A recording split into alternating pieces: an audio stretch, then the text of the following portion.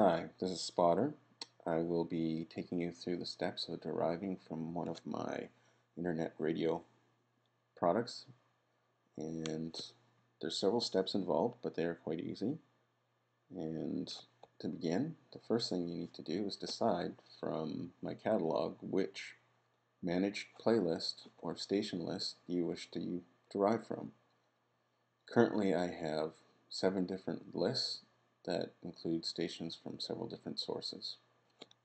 So just a background, these products are based on the Briggeth Flash Player product that allows you to listen to internet radio stations in your rooms and share the music with other people in the room.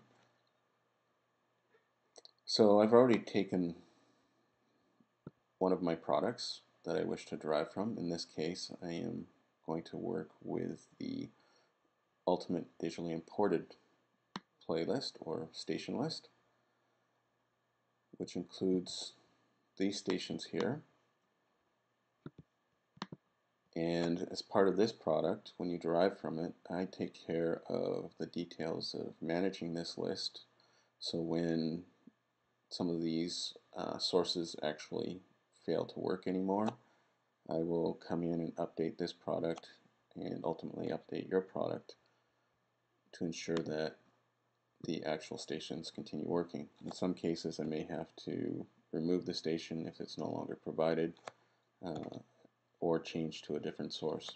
But for the most part, things have been going well with my radio products over the last year, so I don't think there'll be a lot of trouble there. The mesh we'll be working with is a straightforward mesh. It's a obelisk that stands about 8 foot high in the actual environment. It's approximately 4 feet across and about a foot in depth. It features quite a few aspects in terms of the textures that will let your creativity flow. So the first thing you need to do in using this actual mesh is get your hands on the templates, which you will find on the page. I'm not going to actually download these because I already have them on my system, so I will just give you a little tour of what to expect. So here are the actual textures that come with the product. Obviously not something you would like to use in your room or show to your friends, but they are pretty straightforward textures to work with. One for each surface. There is the main texture and an opacity texture. So you have opacity control over all the surfaces. This gives you a lot of different options. For example, if you were to use a blanking opacity on all the surfaces except for the front panel, that would allow you to create a flat panel style player, and then you would be just putting a single image into the product and it would be created rather quickly. This could be something as simple as a piece of artwork that you wish to display.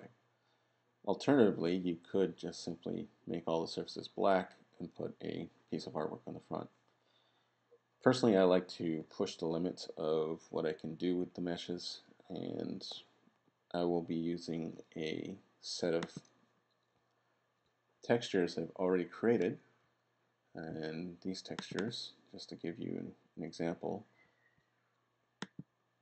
come with partial transparency on the opacity, so the resulting product will be slightly translucent.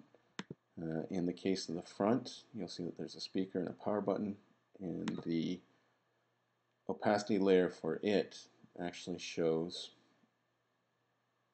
transparency in some areas where you see the gray, and solid where you see the white. So the speaker and the power button will be solid in appearance. The next step in creating the product after you have your textures created is to actually derive from the product.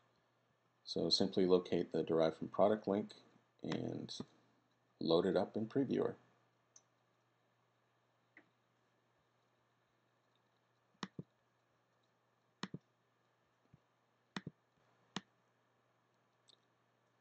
As you can see, it's a pretty simple mesh. but even with that, there are quite a few options in what you can do with this. And there's even a texture at the bottom, although it's a little hard to actually view it. But you can see at the top of the screen there, the bottom texture. When in Previewer, the core part of the product that's dealing with the streaming stations is not available.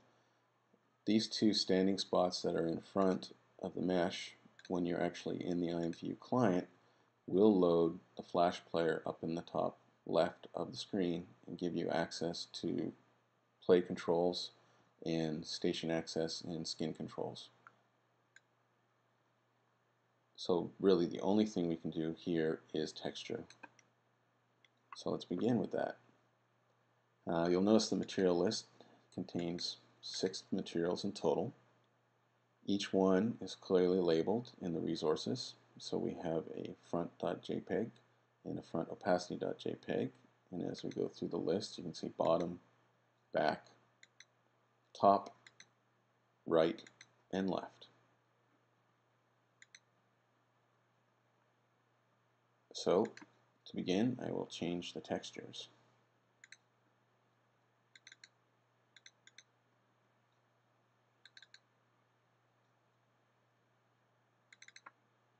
And since I'm dealing with the front, I will load the front, and then I will click on the opacity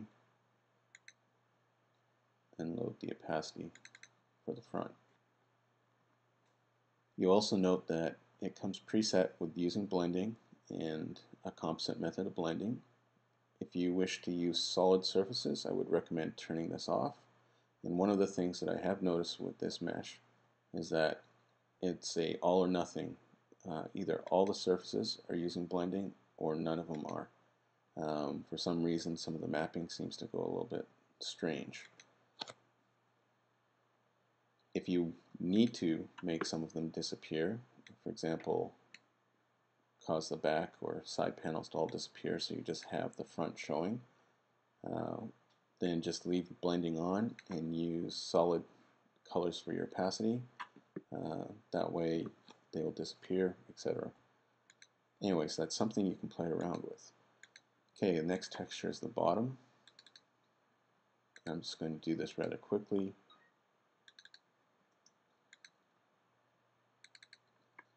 Alright, I have now just textured the mesh. So let me apply the changes and locate it in my previewer. And as you can see, I've got a nice little shading line up here. And if we look through the actual object, I'm taking full advantage of the opacity layers, and we can see the avatar through the actual product.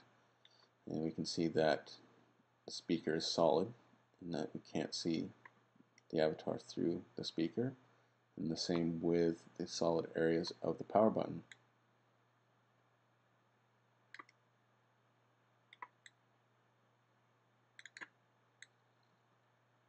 So that's just a little view of our entire object. This is the effect I was looking for, where I have a rather large, ominous looking player that will sit in the room and be easily noticed.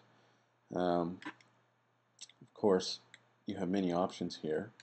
You can, because these textures are actually single textures for a surface, you can take advantage of the animation and create larger texture maps that you subdivide into animation cells and do some interesting effects that way, also in combination with an opacity layer.